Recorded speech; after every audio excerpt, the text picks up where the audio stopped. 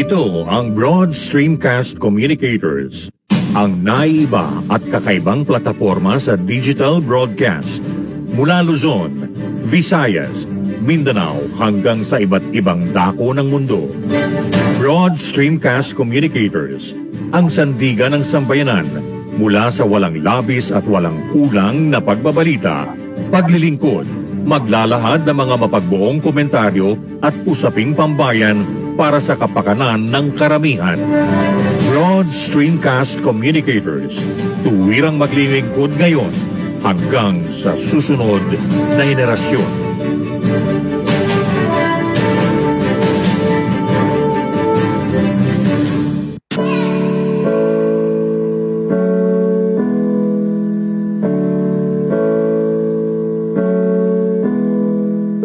Buhay Online, chikahan at kaalamang pangkabuhayan. Ating tunghayan, pakinggan at tuklasin ang mga pangyayari at kaganapan sa mundo ng online. Buhay Online, chikahan at kaalamang pangkabuhayan. Alamin ang pinaka-latest trends mula sa trabaho at kung hanggang saan na ang narating ng teknolohiyang ito. At ngayon, narito na ang ating host, ang ating TechieMommy, si Jaye Bautista.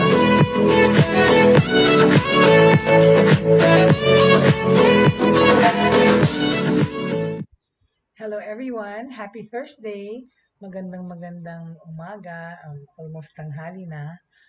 It's May 6, Thursday, the day of our Lord. And I trust that nakatulog kayo ng mahimbing at buti, pero talagang umiinit na ang panahon and beach weather. Ang init-init talaga. At the same time, syempre gusto mong mag-aircon, yun naman ang electric bill mag-shoot up, pero wala. Ang init talaga eh. But anyway, so yesterday I already gave my condolences to the family of a colleague in the industry, the media. Tito Ricky Lo passed away. Condolences and rest in peace, Tito Ricky Lo. Masyadong prolific yan tao. Philippine Star. I correct myself, sinabi ko Inquirer kahapon. Philippine Star, editor ng entertainment for many years. We will miss you so much. I already miss you, Tito Ricky. Sa aking mga press con na mga hinost before. Palagi siyang supportive at tumutulong sa amin. Ang sister kong si Jackie Manikis, who's also a PR media person. Condolences to your family, Tito Ricky Lo, and Godspeed.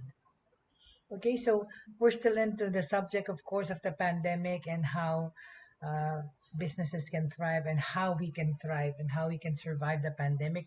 Pinag-usapan natin mga tips at saka mga kaalaman tungkol sa situation ng mga trabaho, ng mga kabuhayan, itong pandemic.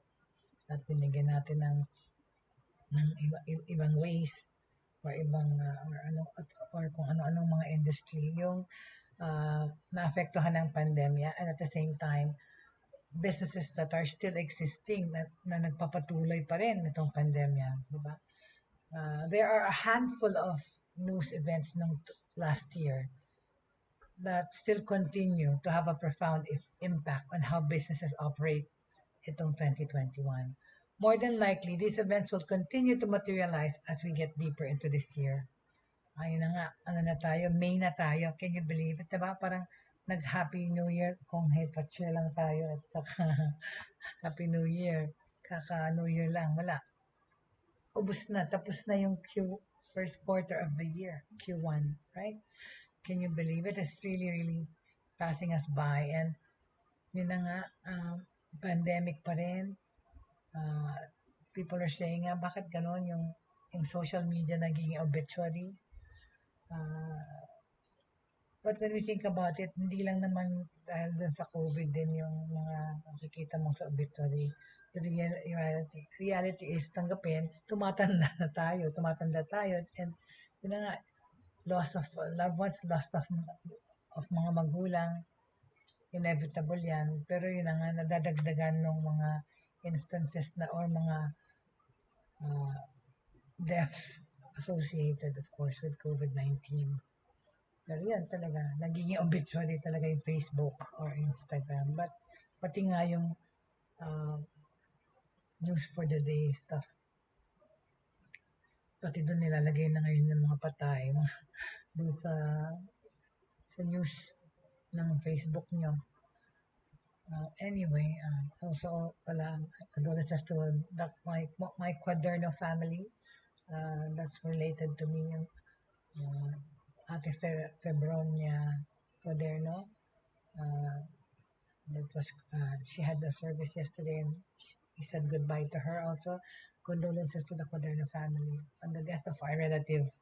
Not through COVID. This is old age, guys. Okay, parang yung dad ko. He passed away last year. But anyway, okay, tama na yung tungkol sa mga deaths. Let's move on and talk about the living and talk about the present and how we can continue living, di ba? So yun na nga, the largest of the events that happened is sure to be the development of the COVID-19 vaccines, di ba? Ito affect, syempre, yung pag-develop ng vaccines at pag-disseminate nitong vaccines na to, distribute all over the world, maapektuhan ang ating status, lalo na dito sa Pilipinas. Yung mga na nasa NECQ pa ang NCR, di ba? Tapos dito kami sa Pampanga, MGCQ kami. Pero nga, yung governor naglagay ng stricter parang semi-lockdown some parts of Pampanga. But a lot of places in Pampanga or cities ay observing MGCQ rules, which is like almost next to normal. So bukas na ang mga negosyo dito sa Pampanga, bukas na yung mga parang mall, tsaka yung mga commercial places. Pero I think, ang dapat nilang gawin is to have stricter protocols na mag-conform yung mga restaurants na bukas at na pwedeng mag-dine in. Kasi meron kami dito restaurant sa kanto na super laging puno ng tao pero hindi sila nag-observe masyado ng strict rules. So, I'm calling that out, okay? Sa Pampanga, please pakicheck niya ang Murakami. Sorry, I've eaten there also before, but that's what I noticed na nag-take na wala silang mga separate things para yung mga tao magkakaharap kumain, magkakatabi, please. Puno lagi yan. Sabi ko, ang lakas siguro nito sa city or something because they never closed even when there was like a 1 week of a strict here in Pampanga. Yung Murakami along MacArthur Highway remained open. I think they only closed for a day. Puno, tapos nagbukas ulit. Tapos, yun, wala silang social distancing masyado sa mga kumakain. Anyway, so, going back to our subject matter, okay? So, yun nga, ang big news, of course, is yung pag-roll out ng vaccine, which is sa America, almost done na sa lahat ng tao, right? But here in the Philippines, we're not doing so badly compared to other Asian countries like Japan na ang ini-injectionan pa lang nila ngayon up to this point, today, are still their medical practitioners, their medical health workers. Kasi, I teach online ESL to Koreans, Europeans, Japanese, and Chinese, Taiwanese. Pero yun nga yung mga Japanese kong estudyante nagreklamo kasi ang bagal-bagal ng process ng vaccine sa kanila. Vaccination, yun nga. Medical health workers pa lang ini-injection na. So, sila daw siguro, end of the year na sila magkakabakuna, yung mga normal na tao, yung lay people, right? But, so tayo naman, di ba, we finished na the first dose of sabi sa ng DOH, yung na-roll out na raw, ilan ba, nabasa ko yung kanina na ilang milyon na yung doses na nabigay sa Philippines. 4 million ba? Out of the 4 million doses, 3 million na or 2 million na yung nabibigay. Something like that. But you can just check it out sa DOH website. Tapos ano pang issue ang big deal last year? Yung second news item that would impact businesses na na-approve. Sa Amerika to, na-approving 900 billion fiscal stimulus package that provides additional financial support to individuals and businesses that were hardest hit by the pandemic. Sa Amerika kasi sa amin yun, nagbibigay ng stimulus or yun nga, yung ayuda, right? Last year, twice nabigay, $1,200 per person. Twice nabigay, tapos merong isang maliit na ayuda which is $600, right? Tapos ngayon magbibigay pa ulit. But I read today na sa MSN news ko na magbibigay daw ng 2,000 pesos per person sa lahat ng Filipinos. You know, you can verify this here. I'm looking at it really. 2,000 pesos per lahat ng tao daw. Ayan, all Pinoys get 2,000 pesos ayuda under Bayanihan 3. Okay? Manila, Philippines. All 110 million Filipinos will receive ayuda or cash aid. This is according to MSN News, right? Of Philippine Star Global, actually, naglabas nito. Philippine Star Global 11 hours ago. Okay? All 110 million Filipinos will receive ayuda or cash aid of 2,000 each under the Bayanihan to arise as one act or Bayanihan 3 law being deliberated in Congress.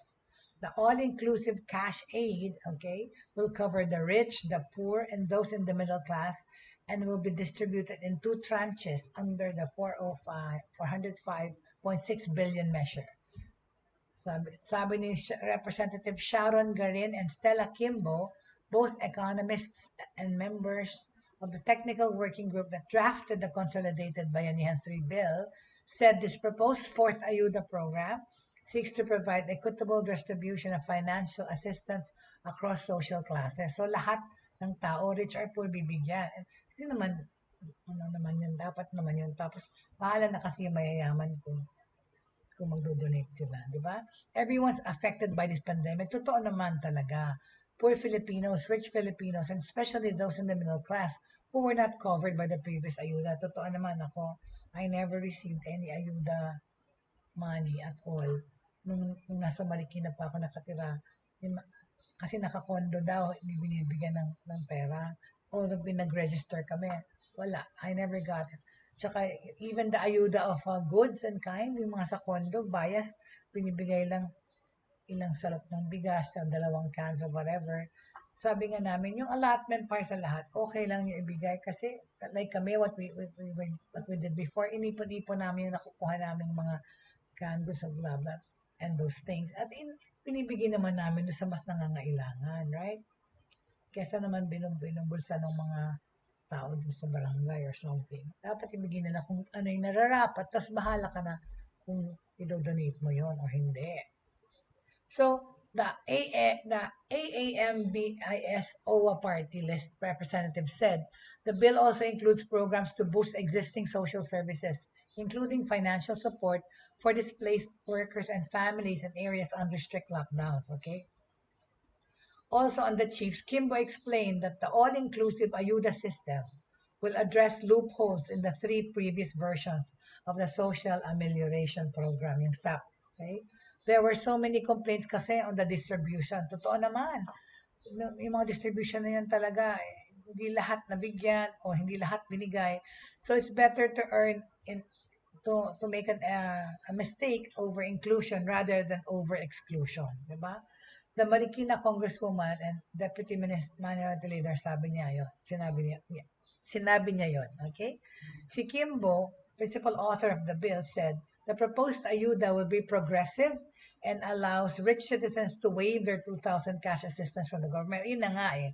Ibigay mo yung nararapat, tapos bahala na yung mga tao na yung kung gusto na i-waive that and donate. Okay? This will be like the community pantry. Tama, parang community pantry yan. You should get what you need Tapos the funds from Wave Ayuda will be carried over to the other programs in the measure. Tsaka yun, ibigay mo yung parang community pantry nga, tama. Garin, Ways and Means Community Vice Chair, gave assurance that the measure is feasible despite government's fund shortage. So ano pa lang pala to? Hindi pa napapas na bill. Proposal pa lang pala tong pagbibigay ng 2,000. Pero it's a nice thing to think about, right? She revealed that the funding for Bayanihan 3 will come from fiscal measures, particularly increase in dividend rate of government-owned and controlled corporations from 50% to 75% and borrowing from the Bangko Sentral ng Pilipinas. Hold on a second, ha? Bakit ano to aking? Hold on a second, please. Sorry. Ayan. Okay.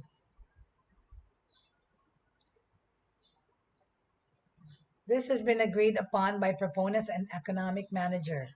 The main focus is direct assistance. Okay, this will also trigger consumption, which will benefit the economy in return, right? Sabi naman ni Speaker Lord Alan Velasco, the Chamber will prioritize the passage of the Bayanihan 3 bill upon the resumption of session this month. Okay, so itong May na to, i-decision na yan, okay? As soon as we get back on May 17 daw, we will fast track the approval of Bayanihan 3. Everyone will get help during this pandemic. O, tama. Kaya na. So, magandang balita yon. Magandang balita. Bayanihan 2 extension. Meanwhile, si Camarines Sur Representative El Rey Villafuerte filed a bill further extending the validity and effectivity of the Bayanihan to Recover as One Act 2 until the end of this year. The measure, which provides for social amelioration and economic stimulus packages, originally lapsed on December 31, last year, and was extended by Congress until June 30 to give the government more time to implement measures to mitigate the impact of the COVID-19 pandemic. Sabi ni Villafuerte, principal author of the Bayanihan 1 and 2 laws, there's a need to extend further the powers granted to the executive branch to effectively respond to the pandemic, considering the new surge in the cases that already breached the 1 million mark this week. So, sabi niya ni Villafuerte, they should give the government the opportunity to continuously implement the recovery and stimulus programs specified in Bayanihan 2. Most especially nga yung allocating ng funds na talaga hindi naman lahat nabigyan for more essential and relevant expenses necessary to recover. Okay, alright. So yan ang magandang balita mula sa ating bansa, para sa ating bansa. Yung the proposal for Bayanihan 3 na magbigay ng 2,000 pesos sa lahat ng Filipinos. Okay? Lahat. Alright? Okay? So, in that connection, no, sinabi natin nga, yung tungkol sa vaccine, tsaka yung tungkol sa fiscal, mga stimulus packages ng Amerika, tsaka dito sa Pilipinas, kasama na ngayon, Bayanihan 3. Yung sa Amerika, the stimulus package follows an initial injection of 3 trillion sa economy nila, right? Makakatulong talaga yun to support those who have lost their jobs, of course, and those who lost their businesses. Kahit na maliit na amount yung 2,000 pesos, it's still, every little bit counts, right? One thing is clear entering this year talaga. Most businesses will continue to amplify their reliance on technology, particularly in work-from-home environments nga, which is actually what's happening now. Schools, entertainment, and manufacturers that have implemented automation solutions to increase efficiencies and offset the loss of skilled workforce. Kaya nga, more and more tayong naging reliant sa technology dahil dito sa pandemic na ito. Okay? Kasi nga, buti na lang talaga meron ng technology, meron ng internet because it helps alleviate maraming things nga, yung pagkawala ng negosyo, pagkawala ng mga trabahador. I'd like to welcome Tita Agnes Lakap to the show, my ever faithful, always supportive tita, and of course Tita Pri Maniago. Uh, and the household, si Layla, na nandyan din, si JM Maniago, hello to you. Thank you for watching. Thank you for always supporting us. Um, tapos yung, um, because nga I said that, we are able to thrive and we are able to get by and be efficient in our work dahil sa technology itong pandemic na to. And how can we also uh, work better and live better?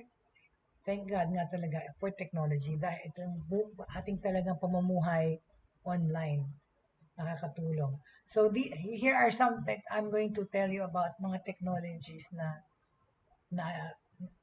that are sure to become more important tong taon na to. Is, okay, of course, workforce automation. Ano ibig sabihin ng workforce automation?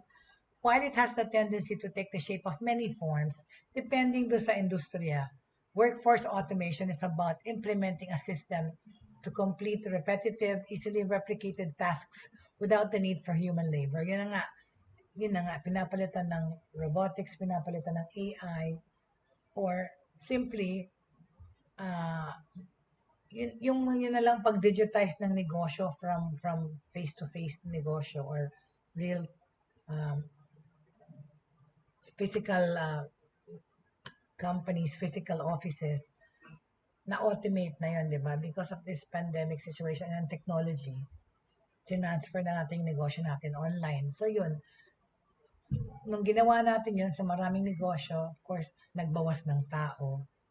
Pero kasi, yun na nga, ang kapalit nun is more skilled people naman na well-versed sa technology para mo ma-automate yung workforce mo. Kuha ka tuloy ng mga specialista doon. Especially like nowadays when technology is really, really a major uh, solution to our problems and assisting us how to be efficient sa trabaho at sa pamumuhay natin, right? Ito yan. Dapat merong Amazon effect of manufacturers, okay? Anong pag-perform ng pag-automate ito? The Amazon effect of manufacturers. This automation is enabling manufacturers to scale projects more rapidly. Mas mabilis ang pagpaplano ng mga proyekto with the highest level of precision we've ever enjoyed. From the use of analytics, di ba? Ito ang gamit ng teknolohiya. Paano tayo magta-thrive dito sa pandemya? Talaga, we use technology to our advantage, which I've been saying, di ba, itong past week na topics natin. From the use of analytics and data, which helps manufacturers with accurate order fulfillment, di ba? Reducing waste. Talaga naman automated na lahat ngayon, di ba? From the tracking, from the packing, from the invoicing, right? Automated na lahat. With accurate order fulfillment to just-in-time deliveries, di ba? Precise, lahat yan calculated that adjust to seasonal needs. Yung mga holiday shopping and quicker orders for pandemic supplies, di ba? Manufacturers are leaner and more efficient. Leaner in the sense that nagbawas ng tao, pero more efficient because automated na nga. Gamit ang technology, gamit ang mga software, gamit ang internet, right? Many have taken a page out of Amazon.com's playbook, which showed companies around the globe how to operate with the use of technology, which we already sinabi na natin dito yan. It was one episode already. Ano pa ang kailangan gawin? Immersive reality solutions. Anong ibig sabihin nito? Manufacturers are going all in on immersive mixed reality technologies, which include augmented reality, AR yan, and virtual reality, VR. Millions of consumers are already using these types of technologies on their smartphones each day. Parang yung mga Snapchat, di ba? May mga filter.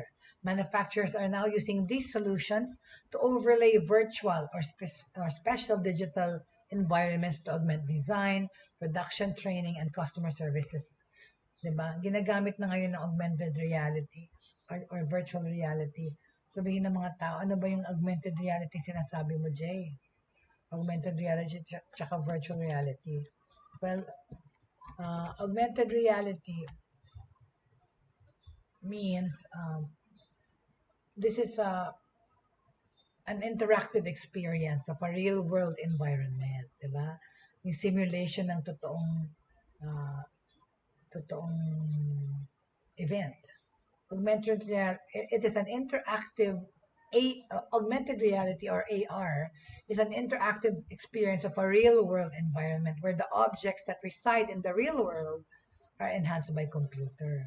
So marami na ngayon tong mga negosyo din na gumagamit yan. Tsaka yung virtual reality, ganun din. Di ba yung nakasusuot ka ng parang glasses tapos maglalaro ka. Pero ngayon, even mga stores, mga businesses, gumagamit na ng ganyan para ma-experience ng customer sa real life yung kunya pero augmented, hindi siya totoong buhay, right? Kagaya ng araw, di ba? You have, kung bibili ka ng sound system, you're going to go to a room and experience the sounds. Ito naman, yung reality mo, kunyari, yung mga realtor, yung mga real estate brokers and stuff like that, instead of going physically sa day tour para pumunta ka kunyari sa Anbaya or whatever, kung anong binibentang mga resorts or membership, papasuot sa'yo yung parang ano na yun, mask helmet. Tapos papa-experience ka ng virtual tour para ka na nagpunta rin sa place, diba? Ganun yun. Augmented reality, tsaka virtual reality, alright? So, going back to that, right? Yun, immersive reality solutions. Pwede mong gawin sa negosyo mo. Ano pa? Ano pang mga technologies ang importante dito sa gamitin or ma-realize natin kailangan natin dito sa pandemic situation? It is cloud technology platforms, right? Cloud technology platforms, okay, in order to handle the extremely large databases and graphic files needed for technologies like immersive reality solutions, yung sinabi ko kaninang AR tsaka VR. Itong mga enterprises and manufacturers are moving to the cloud. Kasi nga masyado malalaki yung files. So itatambak mo ngayon sa cloud yung files mo at data. This enables businesses to scale projects more quickly as well as to leverage a more secure data environment to avoid cyber intrusions or local data systems. Dali lang bumagsak yung aking connector. Hold on. Oops. Okay, all right. So,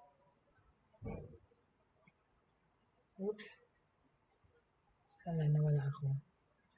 Hold on. There you go. All right.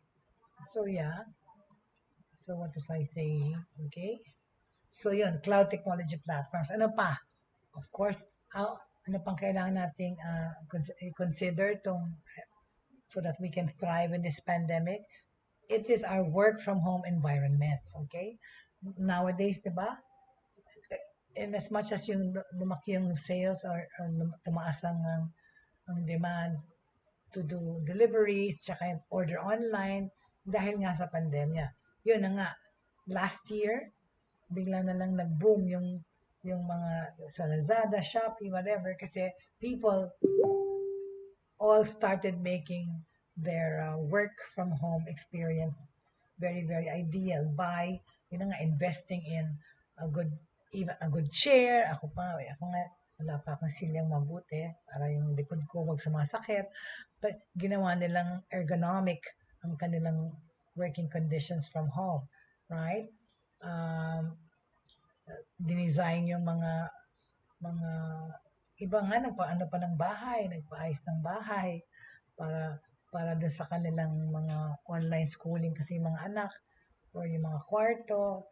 At saka yun, bumili ng mga mesa, mga desk, yun nga, headset na noise, may noise cancellation, and also yung mga microphones pa na hindi ko na ginagamit ngayon. Bumili rin ako, guilty ako dyan, bumili ng pagandahan ng mic, right? But all those things, right? How to fix your work home environment It's important. Experts believe the work from home movement will persist long after the pandemic. Ayun na nga, speculations yan eh. They were saying na even after this pandemic is over, uh, some companies, or if not a lot of them, will continue this work ethic, this work experience. Some of their employees will be working from home and some in the office. Kasi, like I said, sa Amerika, matagal na namin ginawa yan noon. I mean, that I've lived, all the years that I lived in America for 15 years, noon pa, more than 10 years ago, nag-work from home na kami. Kasi, doon sa Amerika, ano yan eh, tinest na nila yan para sa mga psychological at emotional well-being ng empleyado. It's a good thing to give them at least 1 day a week to work from home. Nakalan naman lahat. Tsaka hindi rin yun. It also eased up on the traffic situation, syempre. Lalo na yan sa LA, sa California. Kasi some employees were working from home on different days of the week. So, nakakontrol mo rin yung traffic. Tsaka yun nga yung carpooling nangyari. So, while this is expected to be the case for many office roles, yung continue working from home, even manufacturers will see more of this as virtual reality and augmented reality technologies are implemented for manufacturers. So the workers don't physically have to be in the mga pabrika, in the mga factories, right? Sa mga assembly line. Designers and even plant floor workers will leverage immersed mixed reality technologies during the design build phases. So kasi nga, pwedeng makita ng lahat eh. 'Di ba? Dahil virtual na yung pagde-design. Hindi mo na kailangan pumunta dun sa opisina. Okay? Perhaps this is an optimistic outlook sa economy, no? But there are several signs pointing toward a significant rebound sa 2021. Sana naman. Many businesses and industries should feel the results of this impact. The vaccine should give people the confidence to return to a more normal pre-pandemic way of life. Yun na nga, kaya nga ako, I can't wait to get my vaccination. Dito sa Pampanga, medyo mabagal. And dun sa Marikina kong aking dating bayan, tapos na ang mga tao dun, lahat na vaccinate na. Last month pa, right? So, last month pa. So now, maingay yung aking kapitbahay. But anyway, so, sorry, pasensya na. Live! Anyway, so, yeah. So, medyo mabagal dito yung pero yun talaga, the vaccine should give us new hope to, na pwede tayong mag-return sa ating pre-pandemic life. Pero syempre, hindi na natin asahan maging the same because there are certain things we have to be living the new normal in, right? Kagaya nga nung sa Taiwan eh. Sa Taiwan, 1,000, can I tell you about Taiwan lang on the aside. Sa Taiwan, okay, sabihin ko lang sa inyo.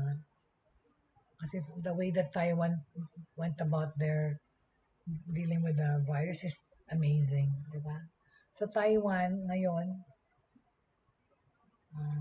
wait a minute.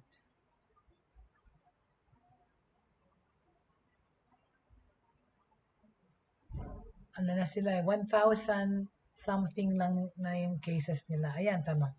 As of they only have a total of 1,000 plus cases in the whole country, of which, sorry, that was a door that slammed, of which 28 lang are currently active, and ang report, tapos, ang namatay is 10. No? Diba? Compared sa ating, oh my gosh, 1,000 plus cases in the whole country. 28 of those are active at 10 lang namatay sa buong country, right? And to think that they're closest to China also. But the way they went about the virus situation was really, really remarkable. Super success story yan. But anyway, so ayun na nga. Pero kahit na ganun sa kanila, they still, kasi I have Taiwanese students and they still wear masks. They still wash their hands. They still observe those safety health protocols. Kasi nga, meron pa rin virus, alam nila, right? At saka wala pa silang, hindi pa nag-vaccinate doon. Konti lang nga daw in order nila eh. Pero kailangan pa nila magpabakuna. Anyway, uh, despite the loss of jobs, household net worth has risen for the millions of people still employed since they haven't been spending on things like dining out, sports, and travel. So, medyo nakakaipon yung mga ibang tao na nagpatrabaho pa. Ako nga, like I said, I have now more work that I can handle. I have more work than before the pandemic. Kasi nga, things that I do are all virtual. It's all online. Yun na lang ang pagtuturo ko eh, which is like, takes more of my time nowadays. I can earn really, really a lot more kung kakayanin ko lang hanggang ilan. But see, it's the amount of work that money I can earn now depends on how much work I can handle. Really, I just have so much to do, and in between that is my writing. In between that is my training that I do online. Anyway, as these services begin to reopen and vaccinated people have the confidence to go out again, spending should have a rebound in this year. Diba? Kakaroon ng ripple effect which will generate demand across many other industries that produce goods and services to support consumers and businesses. Right? Okay. Kamustahin naman natin yung sa education. How it's been this year. Kung paano nag-strive, no? It's been a year, di ba, since we last interacted physically sa mga schools.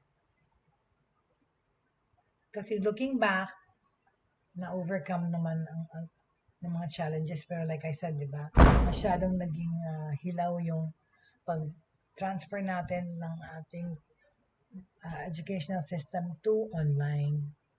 Pero a year after, we've improved already, right?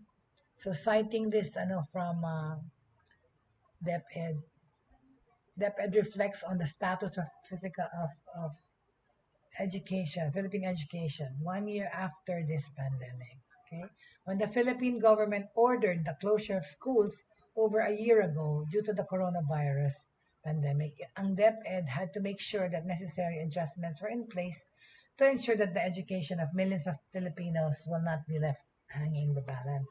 So a year after that, yun na nga, na-overcome na, nag-improve na, unang-una yung curriculum, unang-una yung mga teachers, because they had, the traditional teachers had to train too, and had to transform their curriculum and their lesson plans to digital. So that took some time, at meron pa rin mga hindi sanay. So yun na nga, my company has a training program for that, how to transition.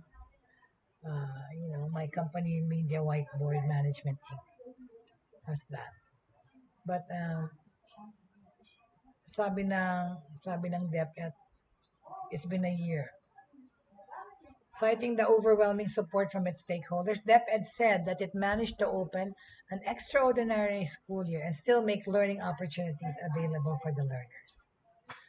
Ang DepEd ang nag-craft ng Basic Education Learning Continuity Plan to provide guidance to the department on how to deliver education in this time itong pandemya, right?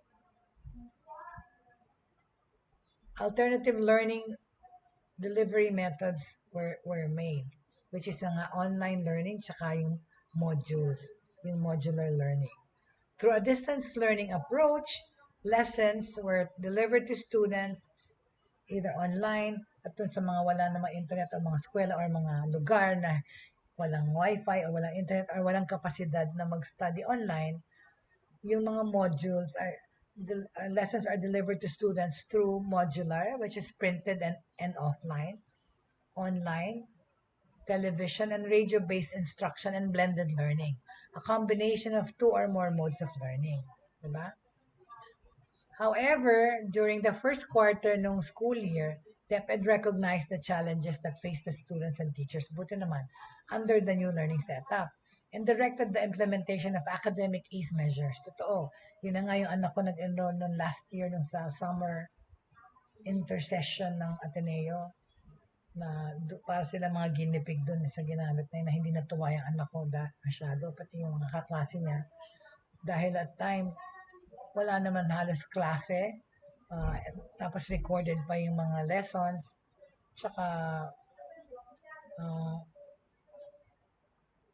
there were difficulties. Tsaka yun na nga, yung connectivity, yung internet, pag hindi lahat ng tao may mabilis na internet. So, nagsasuffer yung quality ng videos, okay? Despite the challenges in distance or blended learning setup, yung DepEd said that it remained committed to addressing this issue. So, ngayon, a year after, inaayos pa nila still because hindi pa talaga perfect, right? So, ang DepEd is focusing on the extension of accessibility of the DepEd Commons and DepEd TV, the implementation of academic ease measures, and the strengthening and initiatives on mental health and psychosocial support. Kasi nga, marami talaga ng mga kabataan ang naapektuhan ng hindi pagpasok sa eskwela na nasa bahay lang nag-aaral. Iba na depressed, di ba? Sabi ng DepEd, these initiatives are reinforced further as we also provide numerous assistance to teachers and learners through the national and local government and the private sectors. Sabi ng DepEd pa, that while the education sector may have faced insurmountable challenges this past few months due to the pandemic and other calamities, the need to work together remains crucial. So, ayan, pinagbubuti pa ng DepEd, they're still trying, my son says, okay, mas better na ngayon yung sistema, pero yun na nga,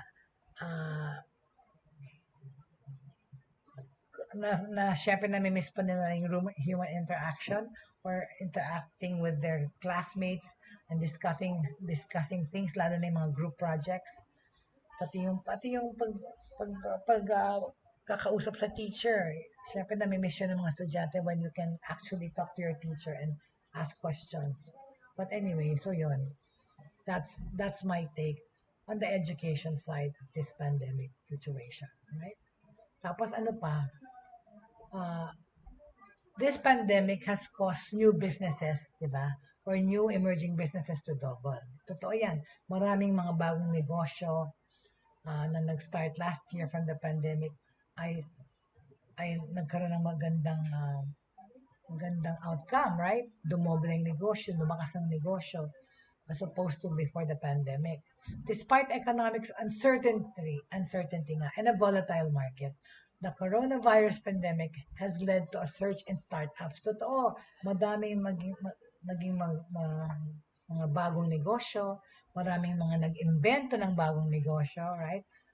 And more businesses are being launched than at any time in the past decade.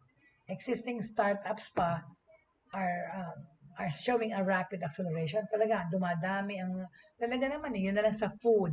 Hindi lang sa food, sa services din, right? Dumadami. Yung mga delivery nga because it's a big upsurge sa economy, nakatulong sa livelihood ng mga tao yung pagde-deliver. Yun, nag-invest ng bumili ng motor para maging rider. Kung nung araw, Uber at Grab, yung mga kotse, yun, yung delivery, mga pagkain, yung mga lahat yung entrepreneurship ay lumakas nitong pandemic situation na to. What is driving this startup surge? For many companies, there has been an alignment of market forces, teams, and innovation. Let's learn more about how these startups are finding success, di ba? Tingnan natin kung in this pandemic, paano nagiging successful itong mga bagong startup, right? Ito ay dahil sa, hold on a second lang ha. This is also due to the changing consumer needs. Totoo. Dahil sa pandemic talaga, nagbago ang pangangailangan ng ating mga consumers. Tapos na-transform na to sa kung iba-ibang services, iba-ibang products na nag-emerge. Ano yung mga, yung mga PPEs, yung mga health, yung mga face mask, yung mga lahat, mga damit, pati nga yung mga designers, di ba? Nag-design na sila ng mga fashionable PPEs for the mga healthcare workers and also for the mga celebrities na nagtatrabaho pa, right? After the onset of the coronavirus pandemic, it wasn't only masks and sanitizers that had spikes in demand. Many spending habits changed kasi. Nagbago ang mga pamamaraan natin ng pamimili, pamamaraan natin ng pag-order ng mga bagay-bagay nitong pandemic.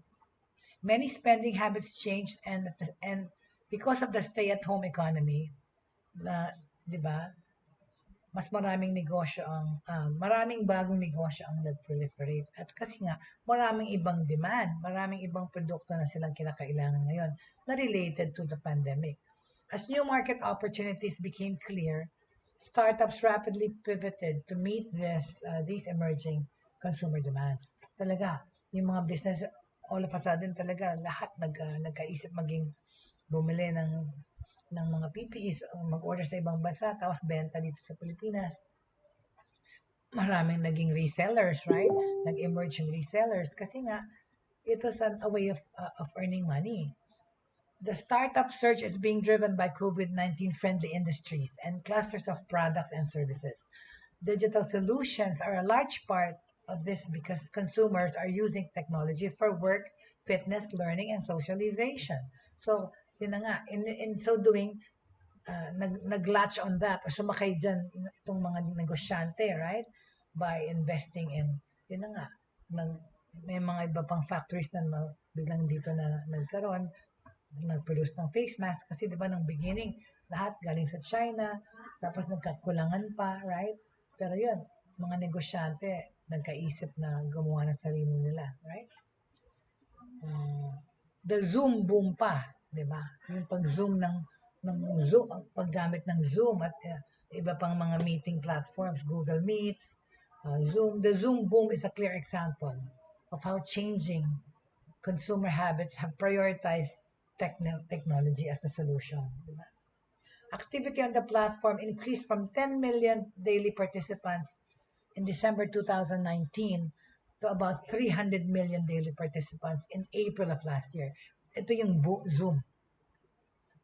Ulitin ko, ang Zoom, pag-participate sa Zoom at paggamit ng Zoom noong December 2019, 10 million pa lang gumamit. Nag-boom na ng Zoom, ha? Umisikat na. Pero dahil sa pandemic, now it's already 300 million daily participants sa Zoom. From April of last year. Grabe, no? Grabe, kaya nga yung Zoom bilang sobrang nag-invento ng Zoom na yan. Sobrang yaman na yan.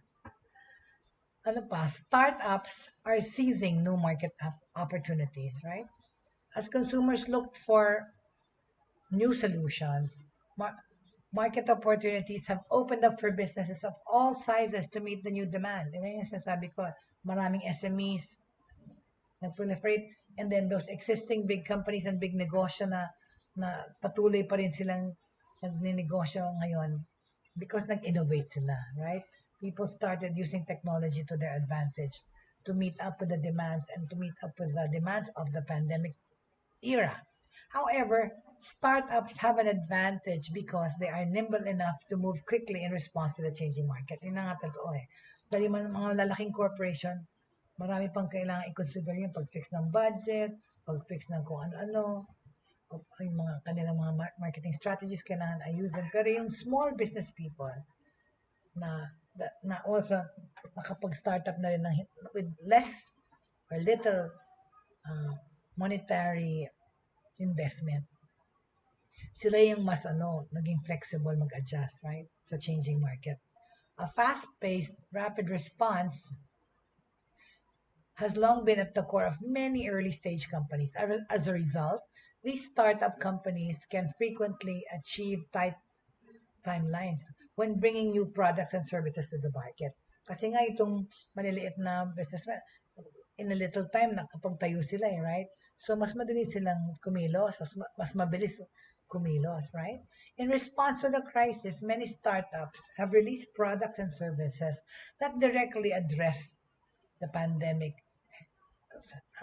and it relates to health and safety, di ba? Kaya nga, ang daming mga nag-invento ng apps din para magamit at ma-facilitate itong mga pag-order, pagbibili, pagbebenta. Ang dami nag-invento ng apps, ang dami nagbukas na mga e-commerce, ang dami nagbukas na online buying, Ang daming naging resellers na sumali sa mga Shopee, Lazada, para tinda yung kanilang, doon nila dalhin yung kanilang mga paninda, whether it's goods and services, right? Pero yun na nga, maraming nag-focus na products on COVID-19 applicable things. Like, we've seen startups focusing on at-home COVID-19 tests. Yun nga, meron lang yung mga gumawa ng mga yung blood test na lang ng COVID-19. Tapos cleaning and disinfecting stuff. Tsaka yung mga UV necklace, pharmacy delivery. Lahat yan. Diba? Na on the rise siyang mga produkto na yan at negosyo. Makikita mo, syempre, and they use digital marketing to their advantage. Nakalagay na yan, naka-intrude na sa ating Facebook, sa Instagram, pati mga Instagram, lahat na may mga, pati LinkedIn, pati Twitter, may mga ads nun siya, of course, and sa YouTube. There have also been opportunities beyond direct healthcare needs. Much of the focus has been on digital services talaga, as the market for tech investing became red hot last year. In fact, 3 of the top 10 biggest tech IPOs happened noong 2020. A striking contrast to the many companies that filed for bankruptcy protection.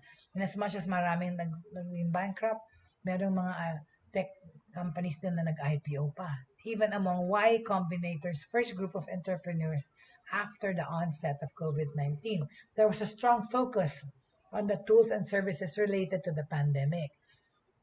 Yun pa, di ba?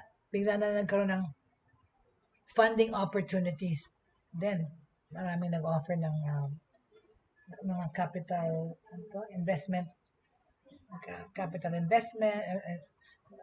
opportunities, tapos yung funding opportunities were developed, and PitchBook reports that 69% of deal values in 2020 were done in the late stages of the pandemic. So, yun nga, yung mga Kickstarters, mga fundraisers, nag-proliferate din because of this pandemic.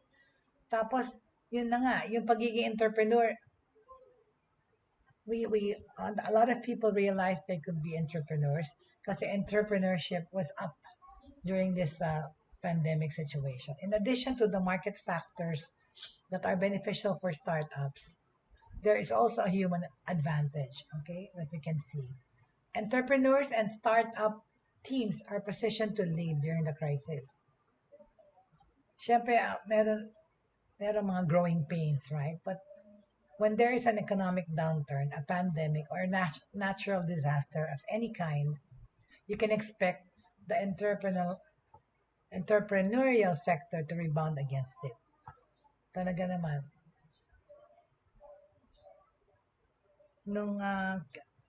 Because nung third quarter ng 2020, sa America, there were about 1.5 million new business applications. That's a 77% increase from Q2 and more than double any quarterly report from 2004 to 2017. In addition to business leadership, small companies are frequently more successful at inspiring consumer trust during difficult times. Many entrepreneurs have been forthright with customers about what they're doing to meet customer needs. Itong pandemya na to. For example, di ba, yung mga groceries, nung naubusan sila nung umpisa nga ng coronavirus thing, nung nag-ECQ, di ba, nag-hoarding ang mga tao. At saka yun na nga, because yung mga ibang kampanya or ibang mga factories or ibang mga sarado, nakita natin before na kulang-kulang na yung mga tinda sa mga groceries. Pero yan, na-improve na yan ngayon because they've learned better. A year after, syempre, nag-prepare na. We're better prepared now for that.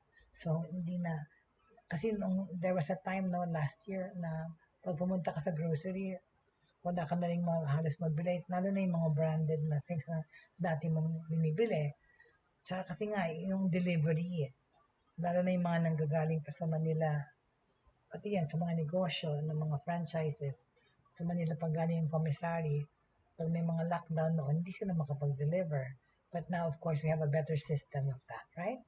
Ano pa? Education technology is strongly positioned. Totoo. From kindergarten through college, the shift to remote learning has upended education. In turn, households around the world are looking for better solutions. Families are struggling to keep younger students on track with their education.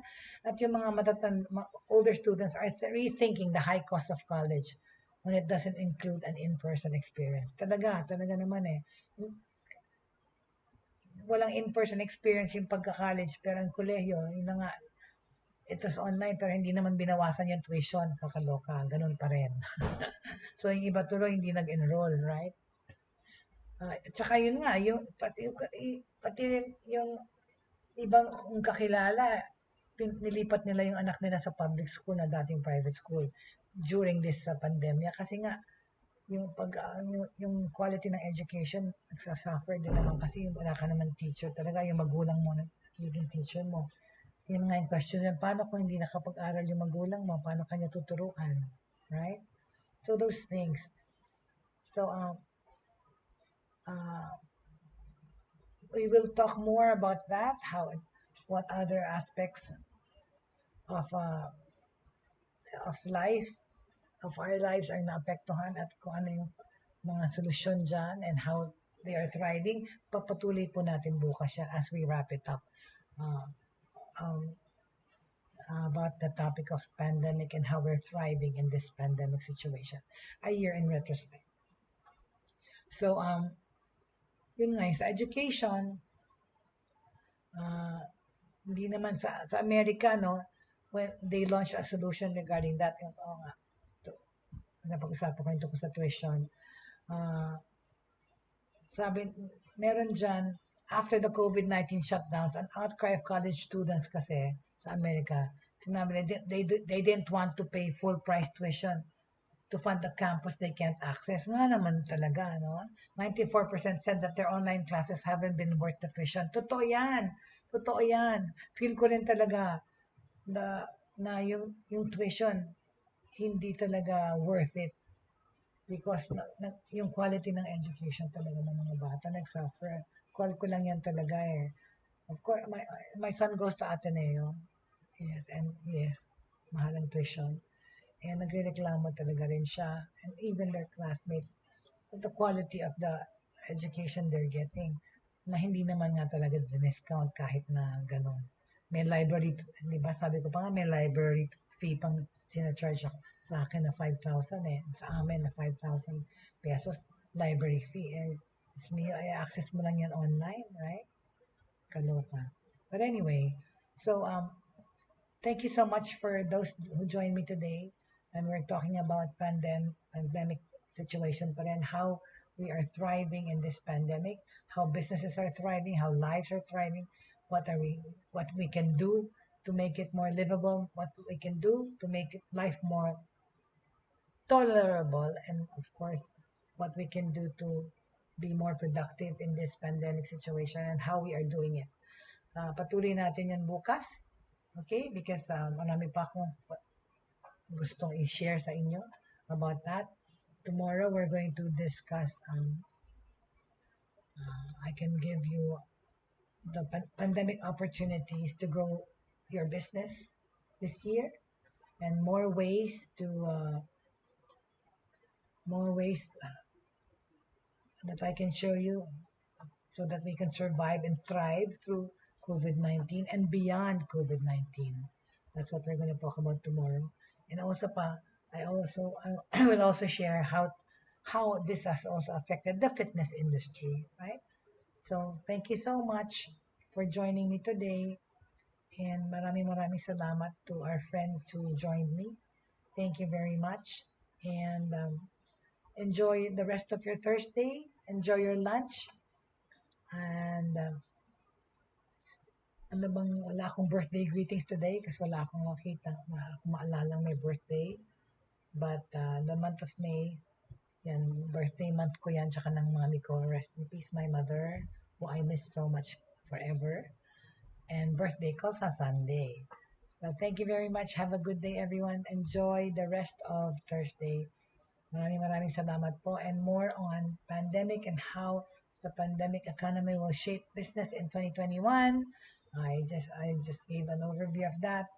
tutuloy natin yan tomorrow. How the pandemic economy will shape business in 2021 and how we can thrive through COVID-19 and beyond COVID-19. Maraming salamat po. This has been Jaye Bautista. And please always, please keep faith. In the end, three things should remain: faith, hope, and love. Faith in life, faith in God, faith that this too will pass, and hope for a better future and better tomorrow for everyone, and love for mankind. Thank you very much. Have a good day.